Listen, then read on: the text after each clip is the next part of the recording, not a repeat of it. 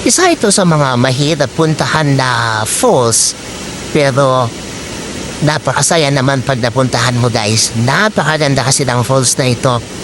Para sa akin ito yung isa sa mga hindi ko makakalimutang falls. Although lahat naman sila guys, pero alam mo yun, yung may iwang marka sa yung alaala na napakaganda niya.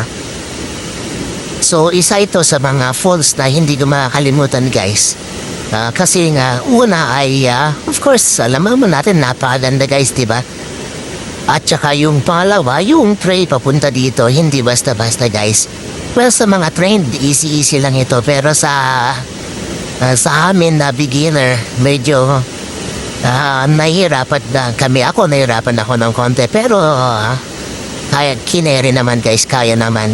So puntahan nyo ito guys, ang ganda nitong Buntot Palos sa Pakil, Laguna ito guys. Puntahan nyo, ang ganda nito guys. Of course, magte-trek ka.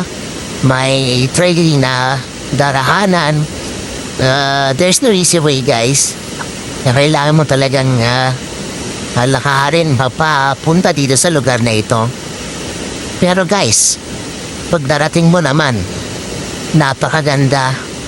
Sobrang ganda niya guys, kaya isa ito sa mga hindi ko makakalimutang falls na aking napuntahan na. At saka ang tahimik pa guys, sa kadahilan ng hindi gaano siyang pinupuntahan. Maaari siguro na nataon na walang gaanong tao nung napunta ko, pero ganun pa man, just the same. Napakatahimik sa lugar na ito, napakaganda,